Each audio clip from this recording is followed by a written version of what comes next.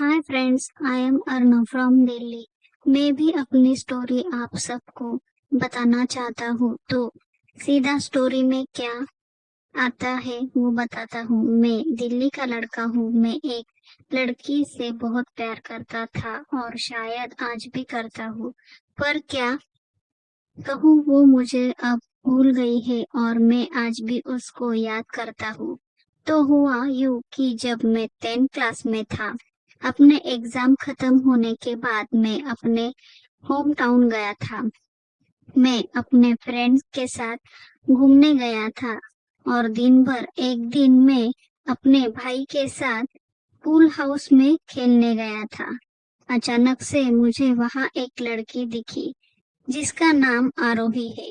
पर उस टाइम मुझे उसका नाम नहीं पता था बिकॉज वो वहां अपने रिलेटिव के घर आई थी। उसका रिलेटिव का घर वही पूल हाउस के बाजू में ही था।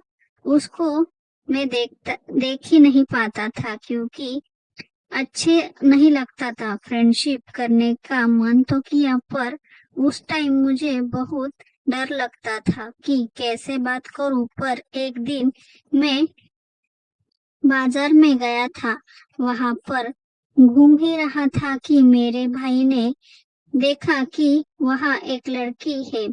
आज बोल दिया। मैंने भी हिम्मत करके उसको रोक दिया और वहीं से वो भी थोड़ी सी डरी थी क्योंकि हम बाजार में थे। और फिर मैंने उसको बोला, एक्सक्यूज मी, मैं आपका नाम जान सकता हूँ? वो चुप हो गई। मैंने फिर कहा, आप सही ही बोल रहे हैं। फिर भी मैंने पूछा। फिर उसने कहा, आपको क्यों जानना है? फिर मैंने कहा, मुझे आपसे फ्रेंडशिप करनी है। क्या आप मेरी फ्रेंड बनोगी? तो उसने भी अपना नाम मुझे आरोही बताया। फिर मैं समझ गया कि वो फ्रेंडशिप के लिए मान गई है। फिर जब भी वो मुझे कहीं दिखती थी, हम दोनों एक हल्की सी स्माइल करते थे। और एक दिन मैंने उसका नंबर भी मांग लिया। फिर मैंने उसको फोन किया। रात के टाइम था। जब मैंने उसको फोन किया तो उसने भी फोन रिसीव किया।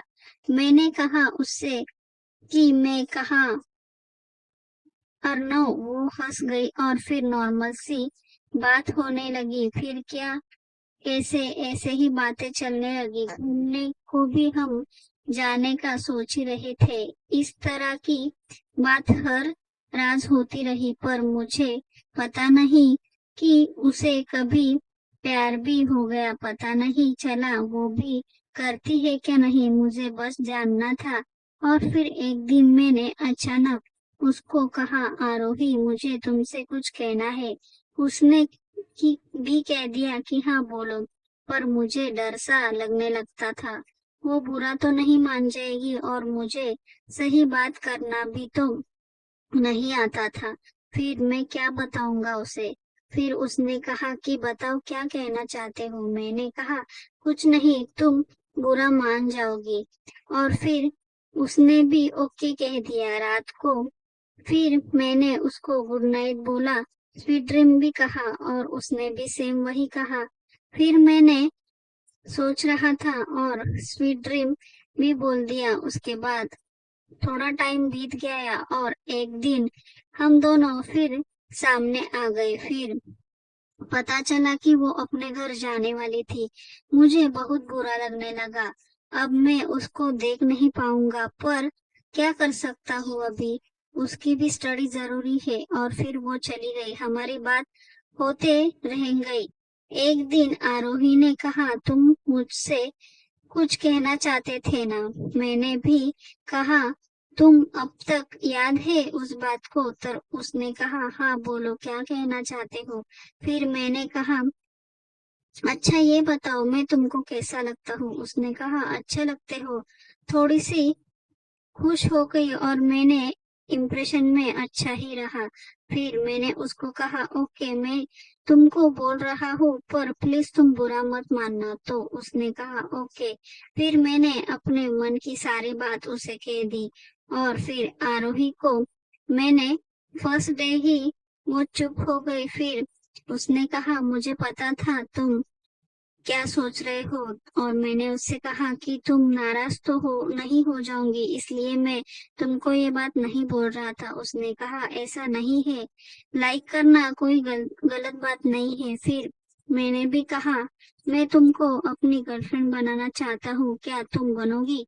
उसने कुछ नहीं कहा। फिर मैंने ही बोल दिया ओके, अगर तुम अभी नहीं बोल सकती तो मुझे सोचकर बता देना, मैं तुम्हारा आंसर का वेट करूंगा। मैं अपना रियल लव करता था, इसलिए उसके आंसर का वेट भी करता रहा।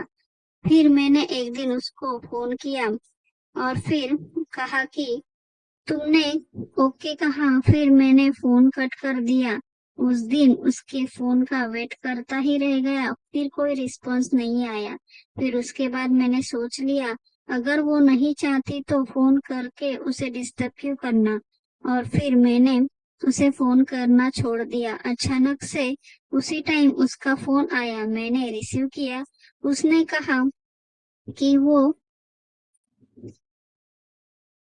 Good night. सो फिर बात मैंने कहा तो तुमने क्या सोचा? फिर उसने कहा कि अब तक नहीं सोच पा रही हूँ, लेकिन कोई बात नहीं, कुछ दिनों में तुम्हारा बर्थडे है तो ही बता दूंगी। और फिर उसने कहा ठीक है। वही नॉर्मल बात होने लगी। फिर दिल्ली आ गए और उसके बाद मैं सोच ही रहा था। फिर 12:01 पर फोन किया और कहा मैंने happy returns of the day. फिर आरोही, उसने मुझे थैंक्स कहा आरोही ने। और फिर मैंने वेलकम भी कहा। उसने पूछा अभी तक सोए नहीं? मैंने कहा नहीं, आज के दिन में कैसे सो सकता हूँ। और फिर मैंने उससे वही बात करनी शुरू कर दी। और फिर आखिर वो दिन आ ही गया कि वो हंसी और मैंने कहा अब बताओ तुम्हारे दिल में क्या है? तो उसने भी बोल दिया मैं भी तुमसे प्यार करती हूँ। तो फिर मैं खुश हो गया। और फिर क्या, तुमने ये पहले क्यों नहीं कहा? ये मैं सोच रहा था। और इतना टाइम क्यों लगा दिया?